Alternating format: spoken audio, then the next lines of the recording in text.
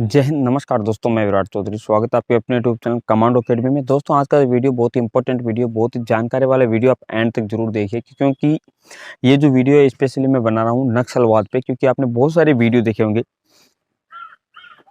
अभी present time पे जो नक्सल की जो घटना हुई है, जिसमें कोबरा के कुछ जवान, STR के DRG के कुछ जवान जो शहीद हुए हैं। उसके बाद में काफ़ी लेमलाइट में आ गया है नक्सलवाद के बारे में। कई लोगों को पता नहीं है कि नक्सलवाद क्या है। नक्सलवाद और आतंकवाद को कुछ लोग सेम में ले रहे हैं कि भाई नक्सलवाद या आतंकवाद। आपने काफ़ी वीडियो भी देखे होंगे जिनमें आपको बहुत सारा कुछ नहीं मिला होगा, मिक्सिंग मतलब आधी अधूरी जानकारी मिली है। तो दोस्तों, आज इस वीडियो में आपको पूरी जानकारी देने वाला हूँ कि रियल में नक्सलवाद क्या है, आतंकवाद क्या है, आतंकवादी और नक्सलवादी में क्या अंतर होता है, ये कहाँ से पैदा हुआ। इतने नक्सलवाद आपने सुना होगा कि 700 नक्सलवादियों ने सेना को, जवानों को घेर लिया। तो 700 या 1000 नक्सलवादी, मतलब इतने नक्सलवादी, और वो भी हमारे देश में कहाँ से हैं, और कौन इनको पैसा देता है, कौन इनको हथियार देता है, कौन इनको इतनी हिम्मत देता है कि एक सेना की टुकड़ी पे ये अटैक कर सके या हमारे जवानों पे अटैक कर सके। साथ में इनकी मांग क्या है, ये क्या चाहते हैं, स्पेशली जो इनकी ट्रेनिंग होती है वो कहाँ होती है, कहाँ से इनके पास में वेपन आते हैं, इनका पैसा कहाँ से आता है, और इनकी मांगे क्या क्या है, और इनमें क्या डिफरेंस है, जो आतंकवादी और नक्सलवादियों में डिफरेंस क्या है। दोस्तों, आप सभी को ये काफ़ी, जब जवानों के शहीद की जो घटना हुई थी, अभी इससे पहले भी एक बार CRPF के 76 जवान शहीद हो चुके हैं, और भी अभी पिछले महीने भी कुछ जवान यहाँ पे शहीद हुए थे छत्तीसगढ़ में। आपने सुना होगा कि नक्सलवादियों के कारण कई बार ऐसे इंसिडेंट होते हैं जिसमें हमारे जवान शहीद होते हैं। आप भी चाहते हैं कि इनका सफाया क्यों नहीं होता। आपने भी सोचा होगा कि जब इतने मतलब जवान शहीद हो रहे हैं तो इनका सफाया क्यों नहीं होता जड़ से, जबकि आज तो हमारा देश इतना डेवलप है, इतने गोला बारूद है, इतने ऑटोमेटिक हथियार है, उनसे फायर करके इनको क्यों नहीं सफाया कर दिया जाता। अगर हवाई फायर किया जाए तो क्यों नहीं इनका सफाया किया जा सकता। जब आज इतना विकसित देश है हमारा, या हर कोई देश आज विकसित है, तो उसी देश के, हमारे देश के अंदर इतने लोग जो हमारे जवानों को जो मतलब शहीद कर रहे हैं, या इतनी मुठभेड़ कर रहे हैं, अटैक कर रहे हैं, तो फिर उनको मतलब उनका सफाया क्यों नहीं हो रहा, इसके ऊपर भी हम बात करेंगे। क्या क्या मुख्यतः इसके जो रीजन है वो क्या क्या है, क्या इसका जो मोस्ट चीज़ है वो क्या है। तो दोस्तों, सबसे पहले हम बात करते हैं कि नक्सलवाद और आतंकवाद, ये दोनों अलग अलग चीज़ है। कैसे? आपने सुना होगा कि जो आतंकी अटैक होता है वो फिदाइनी के रूप में होता है, या आतंकियों का जो मुख्य टारगेट होता है वो होता है कि चाहे आमजन को हो, या चाहे सेना के या फोर्स को, किसी को भी नुकसान पहुंचाना। जैसे आपने 26/11 जो घटना, अपने मुंबई की जो घटना हुई थी, उसमें कितने लोगों को आतंकवादियों के कारण मतलब जान देनी पड़ी थी, कितने। तो उनको, आतंकवादी कौन होते हैं? जो घुसपैठिए, यानी दूसरे देश के घुसपैठिए, जो हमारे देश में घुसकर अपनी आम जनता को और साथ में मतलब चाहे सेना हो, चाहे पुलिस फोर्स हो, किसी को भी नुकसान पहुंचाते हैं, वो होते हैं आतंकवादी। ये दूसरे देश के लोग होते हैं जो घुसपैठिए के तौर पे घुसते हैं हमारे देश में, ठीक है। उनका आके अटैक करना, वो आतंकवादी होते हैं। नक्सलवादी कौन होते हैं? हमारे देश के कुछ लोग हैं, हमारे देश के वो लोग जो हथियारबंद टोली बनकर, मतलब हथियारबंद टोली बनकर देश के, यानी सत्ता पक्ष का विरोध करते हैं, वो होते हैं नक्सलवादी। जैसे एक तो हो गया आमरण अनशन करना, या कहीं धरना प्रदर्शन करना, शांतिपूर्ण जो धरना प्रदर्शन करते हैं, वो तो एक लीगल तरीका है। एक हथियार लेकर, मतलब हथियार के दम पर कि हाँ भाई हम ऐसे कर देंगे, ऐसे कर देंगे, वो हो गए नक्सलवाद। अब ये नक्सलवादी पैदा कहाँ से हुए, ये भी आपके जहन में आता होगा। तो आज सारे डाउट क्लियर करते हैं। तो सबसे पहले मैं बता दूं दोस्तों, ये नक्सलवादी, इनके पास में हथियार कहाँ से है, ये आपको यहीं से पता चल जाएगा, आपको क्लियर हो जाएगा कि इनके पास में हथियार कहाँ से है। हुआ क्या था कि ये घटना है, काफ़ी पुरानी घटना है। जब नक्सलवाड़ी एक गाँव हुआ करता था, उस गाँव में एक ग्रुप ने सबसे पहले इसका पैदाइश कहाँ की है, उस गाँव में किसी मतलब उस गाँव ने मिलकर, गाँव को मतलब मोटे तौर पर गाँव के काफ़ी सारे लोगों ने मिलकर वहाँ की पुलिस थाना की चौकी थी, उस पे अटैक करके उस थाने के हथियार लूट लिए थे, ठीक है। वो इसी वजह से इस ग्रुप का नाम नक्सलवाद पड़ा। नक्सलवाड़ी उस गांव की वजह से इसका नाम नक्सलवाद पड़ा, और धीरे धीरे ये बहुत सारे स्टेट्स में फैल गए। अभी प्रेजेंट टाइम में छत्तीसगढ़, उड़ीसा, झारखंड, आंध्र प्रदेश, तेलंगाना, महाराष्ट्र, गढ़चिरौली में घटना हुई थी जहाँ पर नक्सलियों को 54-56 नक्सलियों को एक साथ इनकाउंटर हुआ था, आप सभी को पता है। और भी जैसे कई स्टेट है, जैसे बंगाल, जहाँ पर नक्सलाइट फैले हुए, नागालैंड, जंगलों में ये नक्सली फैले हुए हैं। तो धीरे धीरे ये क्या कि इनका बड़ा विस्तार बन गया। फिर इनकी एक कम्युनिस्ट पार्टी बन गई, और उसको माओवादी माओवादी इनकी जो पार्टी है इनकी, ये बोलते हैं हम जन क्रांति। अब दोस्तों, मैं आपको बताता हूँ कि इनकी जो बेसिक मांग होते हैं वो क्या है, ठीक है। उसके बाद में मैं इनकी आपको पूरी चीज़ें क्लियर करूंगा। सबसे पहले बताऊं कि इनकी जो मांग होती है वो क्या होती है। इनके जब भी इंटरव्यू आप देखोगे, ये बोलते हैं कि हम जड़ जंगल जमीन के लिए लड़ते हैं। जड़ जंगल जमीन का मतलब हो गया कि ये जो जंगल है या जो ज़मीन है ये हमारी है, यहाँ पर सरकार का कोई लेना देना नहीं। तो ना ही तो सरकार यहाँ पे कोई डेवलपमेंट कराए, ना ही रोड बनाए, ना ही स्कूल बनाए, कुछ नहीं बनना। ये ज़मीन हमारी है, ये हमारे लोग हैं। इस ज़मीन को ना तो सरकार काम में ले सकती, चाहे बॉर्डर के रूप में या किसी भी रूप में इसको काम में नहीं ले सकती, ना इन जंगलों को काम में ले सकती सरकार। ये जंगल भी हमारे, ज़मीन भी हमारी है और ये सब कुछ हमारा है, ठीक है। तो इनका कहने का मतलब है कि ये जिस इलाके में ये रह रहे हैं वो इनका है और वहाँ के राजा ये है। यानी वो वहाँ पे जो अब हर एक स्टेट में, बहुत सारे स्टेट में, तो क्या ऐसा हो सकता है हर एक स्टेट में इनको एक-एक अलग-अलग हिस्सा दे दे कि हाँ भाई यहाँ पे आप अपनी मर्ज़ी चलाओ। जैसे उनका कहने का मतलब है कि यहाँ पर जो ज़मीनों के पट्टे वो भी हम देंगे।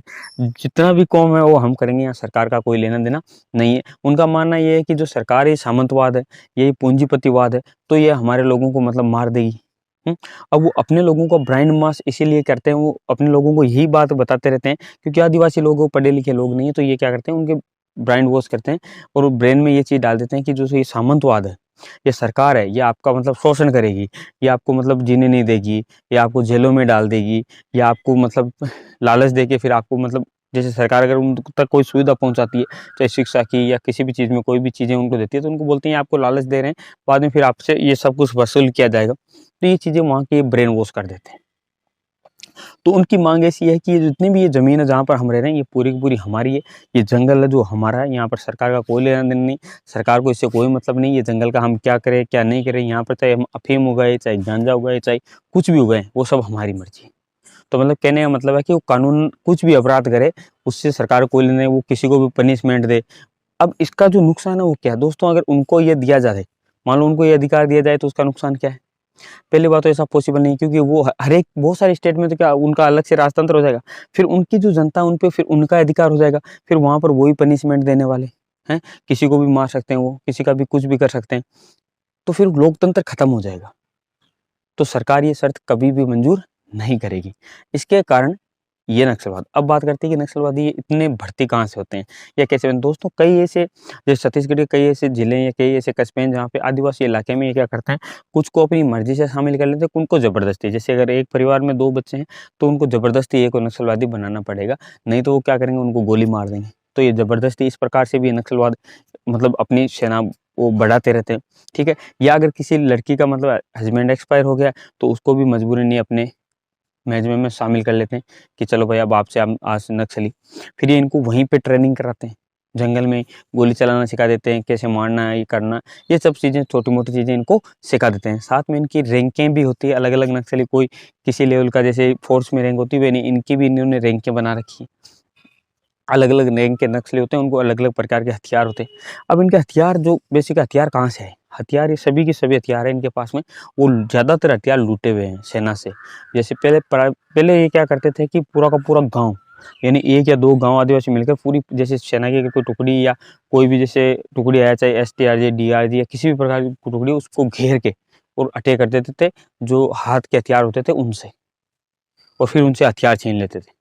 तो ऐसे-ऐसे करके इनके पास में हथियार आ गए। कुछ हथियार जो अदर देश से जो इल्लीगली रूप से आते हैं, वो भी इनके पास में हथियार होते हैं। तो ज़्यादातर हथियार इनके लूटे हुए हैं, उसके अलावा दूसरे देशों से जो इल्लीगली रूप से आते हैं, वो हथियार भी इनके पास में आ गए। अब बात करते हैं इनको सैलरी। तो दोस्तों इनको सैलरी-वैलरी कुछ नहीं दी जाती। आतंकियों की तरह इनका भी ब्रेन वॉश किया जाता है। इनको किसी प्रकार की कोई सैलरी या कुछ इस प्रकार का कुछ नहीं दिया जाता। बस इनका ब्रेन वॉश कर दिया जाता है। इनको खर्चे के लिए कुछ पैसे दिए जाते हैं, जो लिमिटेड कुछ पैसे होते हैं, और इनको केवल एक ही चीज़ बोली जाती है कि हम अपने लोगों के लिए लड़ रहे हैं। हम अपने इन लोगों के लिए लड़ रहे हैं। तो उसकी वजह से क्या करते हैं, इनको जैसे वो जातवाद के नाम पर जैसे लोगों को भ्रमित किए जाते हैं, वैसे ये इनको करते हैं कि हम अपने लोगों के लिए लड़ रहे हैं, हम लड़ रहे हैं इसीलिए सरकार इनको ये सुविधाएँ दे रही है, नहीं तो सरकार इनको मतलब पनिशमेंट देगी, ऐसा कुछ मतलब ऐसा माहौल क्रिएट कर देते हैं, उनको सिर्फ मोटिवेट करके रखते हैं। इनके पास में देने के लिए इतना पैसा नहीं होता है कि इनको एक फिक्स हर महीने सैलरी दी जाती है, या कि भाई ये फिक्स सैलरी है, पेंशन सुविधा, ऐसा कुछ नहीं है। और जो अगर कोई नक्सली बन गया तो उसका एक ना एक दिन खत्म होना, उसका एनकाउंटर होना निश्चित है, इसमें कोई संदेह नहीं है। ठीक है?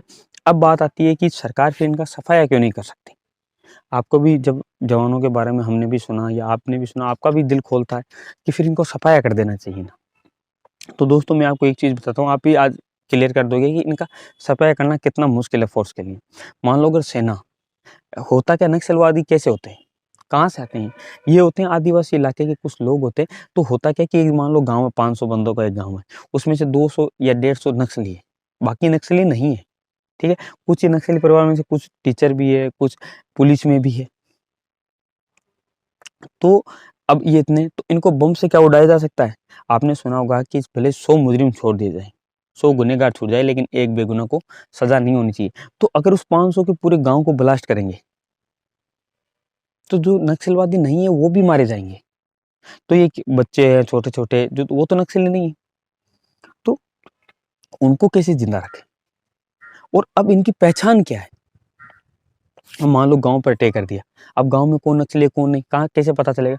वो जब हथियार के साथ में होते हैं, यानी चोर चोरी करते टाइम चोर है बाकी नहीं, यानी हथियार के साथ में या उनकी जो वर्दी है उसमें पहने रहते हैं, तब तो वो नक्सली है। नहीं तो पता ही नहीं चलता कि भाई नक्सली कौन है। वो जब शहर में घूमते हैं तो क्या पता चलता है ये नक्सली है? उनकी कोई आइडेंटिटी थोड़ा ना बनी हुई है, उनके कोई आधार कार्ड थोड़ा ना बने हुए जो पता चल जाए भाई ये नक्सली। उनका कोई आधार कार्ड, आइडेंटिटी कार्ड कुछ भी नहीं होता उनका, तो फिर पता कैसे करेगी ये नक्सली है? तो पता कर पाना ही मुश्किल है। दूसरा, तो हवाई अड्डे ऐसा फायर नहीं कर सकते, क्योंकि वहाँ आम लोग भी रहते हैं, नॉर्मल लोग भी रहते हैं, जिनका वो सरकार पक्ष में होते हैं, जो नक्सलियों से दुखी भी होते हैं कहीं ना कहीं, क्योंकि नक्सली ये कहीं ना कहीं जनता का शोषण भी करते हैं, उनको जबरदस्ती भी करते हैं। उनके पास में जो पैसा जाता है सैलरी, वो कहाँ से जाता है? एक चीज़ मैं भी ये भी क्लियर कर दूं आपको कि वो पैसा जो इनके पास में जाता है ना, वो 2-3 प्रकार से जाता है। एक तो ये क्या करते हैं, जो आदिवासी इलाके हैं गाँव में, उनके कर के रूप में भी ये पैसा लेते हैं।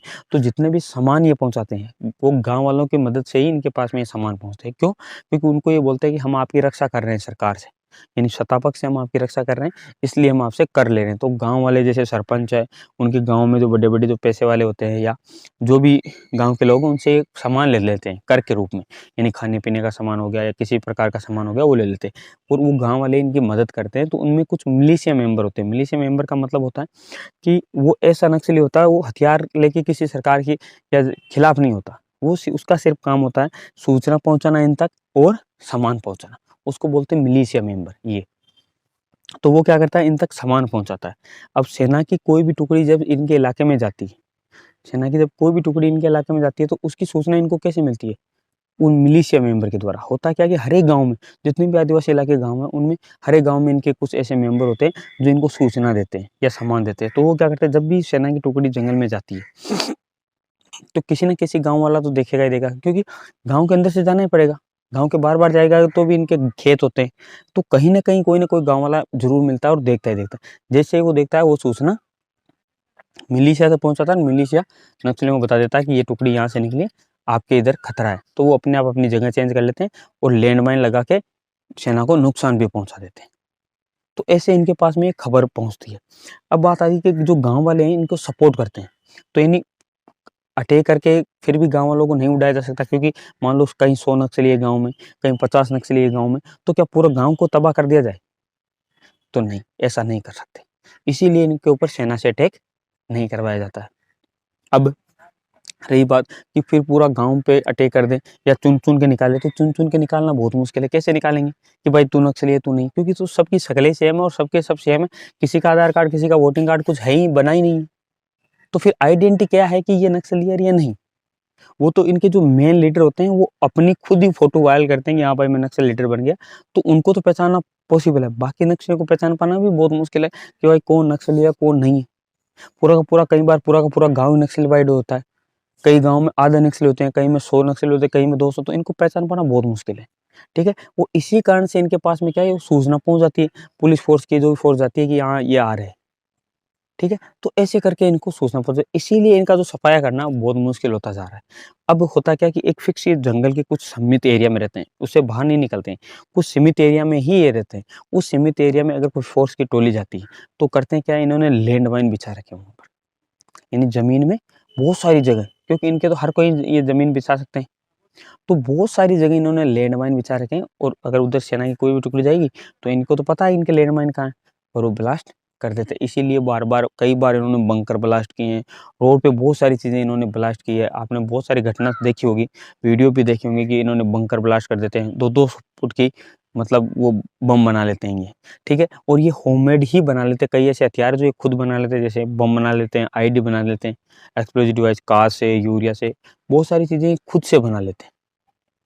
तो ये जो खुद से चीज़ें बना के भी ब्लास्ट करते हैं दोस्तों, तो इसीलिए इनका मतलब खात्मा कर पाना इतना मतलब आसान नहीं, ठीक है? अब जो इनका लिमिटेड एरिया होता है, उसमें अगर कोई भी फ़ोर्स जाएगी तो उसको ये नुकसान पहुँचा देंगे, क्योंकि ये लैंडमाइन लगा के रखते हैं और अगर ये लैंडमाइन लगा के रखते हैं, तो उसकी वजह से लैंड माइन की वजह से मतलब वहाँ पर ब्लास्ट कर पाना इनके लिए बहुत ईज़ी होता है। अब इनके जो पैसे आते हैं इनके पास में वो कहाँ-कहाँ से आते हैं उसके बारे में अगर बताऊँ तो एक तो हो गया सैलरी, सैलरी ये कहीं से नहीं आती जो गाँव वालों से कर लेते हैं उससे इनके पास में पैसे आ जाते हैं। दूसरे जितने भी जो गवर्नमेंट सेक्टर के जितने जैसे टेंडर वाले होते हैं ये वहाँ पर जो काम करते हैं तो उनसे क्या करते हैं ये अलग से टैक्स लेते हैं, नहीं तो उनकी गाड़ियाँ-वाड़ियाँ ब्लास्ट कर देते हैं, ये जला देते हैं तो ज़बरदस्ती उनसे पैसे भी लेते हैं। उसके अलावा और जो इनके पास में जो पैसा आता है वो राजनीतिक पार्टियों से भी इनके पास में पैसे आते हैं। उसके अलावा ये क्या करते हैं इल्लीगली जैसे गांजा, अफ़ीम ये चीज़ें उगाते रहते हैं इनके जंगलों में, तो उससे भी इनके पास में बहुत सारा पैसा आता है दोस्तों। तो उस पैसे को ये इस प्रकार से काम में लेते हैं और उससे ये बन के फिर इतना बड़ा बल बन गया है। उसकी वजह से बार-बार ये इस फ़ोर्स पे भी अटैक करते हैं और कई बार मतलब इनके पास में जो हथियार होते हैं तो दोस्तों आपको लगता होगा कि फिर ये कभी ख़त्म नहीं होगा क्या? नहीं, ये ख़त्म भी होगा एक दिन। क्यों होगा? क्योंकि धीरे-धीरे सरकार इन पे शिकंजा कस रही है, जैसे इनके पास में सामान पहुँचाने में बहुत सारी प्रॉब्लम क्रिएट कर रही है। पैसे भी जैसे नोटबंदी की वजह से भी इनके पास में बहुत सारी तंगी आई है, जिसकी वजह से इनको मतलब सर्वाइव करना धीरे-धीरे बहुत महँगा पड़ जाएगा। आने वाले समय में इनकी सरकार चारों तरफ से नाकाबंदी कर देगी, मजबूरन इनको सरेंडर भी करना पड़ेगी। बहुत सारी अभी नक्सलवाद है जो सरेंडर कर चुके हैं और आने वाले टाइम में बिल्कुल सरेंडर भी कर पाएँगे। बहुत सारे ऐसे नक्सली हैं जो सरेंडर कर रहे हैं दिन-ब-दिन। हाँ, और धीरे-धीरे उनकी संख्या बढ़ती जा रही है। इन्हें आने वाला जो समय होगा उसमें ये खत्म हो जाएगा क्योंकि इनके पास में जब सुविधा ही नहीं मिलेगी इनके लोगों को तो अपने आप वो समझ जाएँगे कि हाँ, नक्सलवादी में कोई मतलब नहीं है, जंगल में कितने दिन घूमेंगे भूखे-नंगे। क्योंकि सरकार इन पे शिकंजा कस देगी, इनके पास में सामान लिमिटेड मिलेगा या पहुँचने ही नहीं देंगे। तो फिर धीरे-धीरे इन पे शिकंजा जब कसे जाएगा तो नक्सलवाद खत्म भी होगा एक दिन और जो शहादत हमारे वीरों की गई है, उसका भी बदला लिया जाएगा, वो छोड़े नहीं जाएँगे इनको।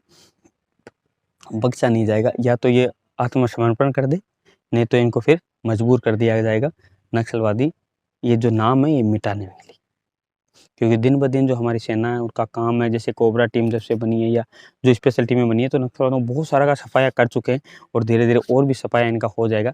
दिन-ब-दिन में भी शिक्षा भी जैसे पहुँचेगी इनके पास में तो अपने आप ये डेवलप होंगे, समझेंगे चीज़ें जब इनके पास में पहुँचेगी तो ये खुद समझदार हो जाएँगे। तो मतलब एक ना एक दिन ये खत्म ज़रूर होगा दोस्तों। जय हिंद, जय भारत।